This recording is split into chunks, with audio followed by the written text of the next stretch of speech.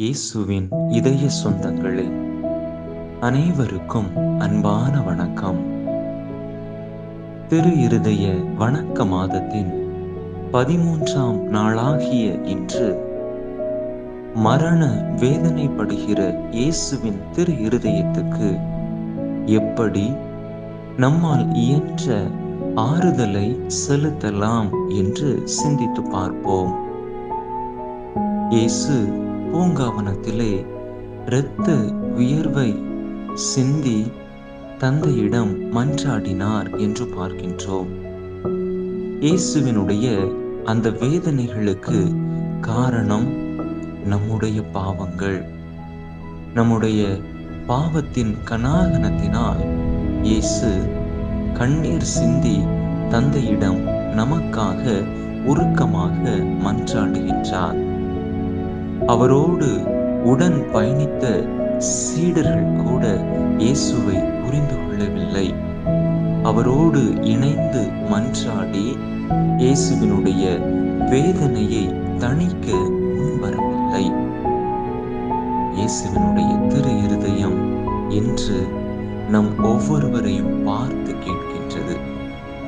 எனதருமை மகனே, மகளே, என்னோடு இணைந்து என்னுடைய இதய வேதனையை தணிக்க எனக்கு நீ உதவ மாட்டாயா என்று நம் ஒவ்வொருவரையும் பார்த்து கேட்கின்றது.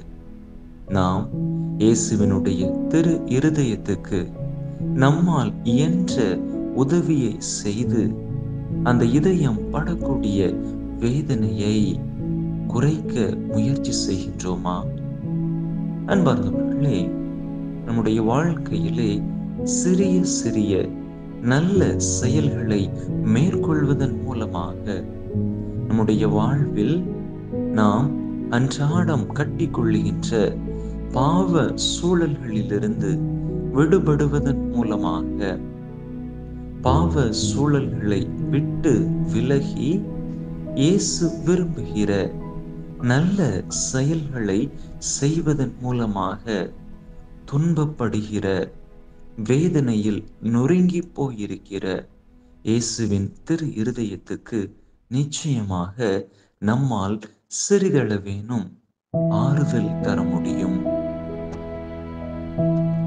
நம்முடைய கடமைகளிலிருந்து தவறாமல் நம் கடமைகளை சரிவர செய்தாலே இயேசுவினுடைய இதயத்தின் வேதனையை நம்மால் சிறிதளவேனும் தணிக்க முடியும்.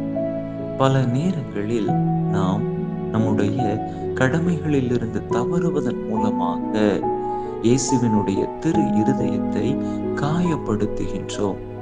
என்னுடைய மகன், என்னுடைய மகள் நான் காட்டிய பாதையில் நடப்பான், நடப்பாள் என்று இயேசு நினைத்திருக்கின்ற பொழுது அவருடைய அன்பு பாதையிலிருந்து இயேசு நமக்கு விட்டு சென்றிருக்கக்கூடிய விழுமியங்களிலிருந்து நாம் பிறழ்ந்து நடக்கிற பொழுது நிச்சயமாக அது இயேசுவினுடைய திரு இருதயத்துக்கு மிகுந்த வேதனையை கொடுப்பதாக இருக்கின்றது. நாம் இயேசுவின் மீது நம்பிக்கையை இழந்து செயல்பட்டு அவருடைய இருதயத்துக்கு களங்கம் விளைவிப்பவர்களாக மாறிவிடுகின்றோம்.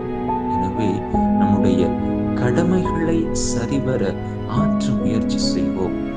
நாம் சிறப்பான காரியங்களை செய்யாவிட்டாலும் கூட அன்றாட கடமைகளை தவறாமல் சரிவர செய்தாலே இயேசுவினுடைய திரு இருதயத்தை நோகடிக்காமல் இருப்போம்.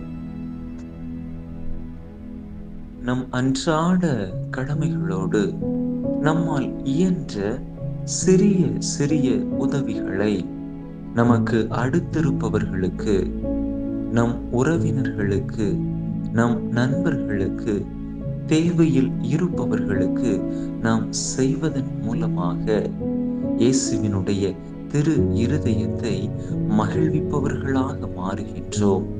திரு இருதயத்தின் காயங்களுக்கு கட்டுப்போடுபவர்களாக மாறுகின்றோம்.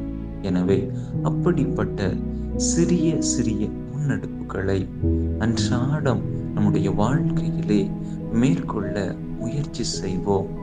இன்றைய நாளிலே நம்மால் இயன்ற ஏதாவது ஒரு நல்ல காரியத்தை செய்து, நம்மால் இயன்ற சிறு உதவியை மற்றவருக்கு, தேவையில் இருக்கக்கூடிய ஒரு நபருக்கு செய்து, இயேசுவின் திரு இருதயம் படக்கூடிய அந்த வேதனையை தடுக்க ஒரு சிறிய முயற்சியை மேற்கொள்வோம். அப்படி நாம் அந்த ஒரு முன்னெடுப்பை மேற்கொள்கின்ற பொழுது, இயேசுவினுடைய திரு இருதய பக்தர்கள் என்று நம்மை நாம் அழைத்துக் கொள்ள முடியும். இயேசுவினுடைய திரு இருதய வணக்க மாதத்தை சிறப்பித்துக் கொண்டிருக்கக்கூடிய நாம், சிறப்பான ஒரு முறையிலே இயேசுவினுடைய திரு இருதயத்தை மகிழ்ச்சிப்படுத்தி அந்த காயங்களுக்கு கட்டுப்போட்டு, உண்மையாகவே நாம் திரு இருதயத்தின் சாட்சிகள் என்பதை இந்த உலகிற்கு எடுத்து காட்டுவோம்.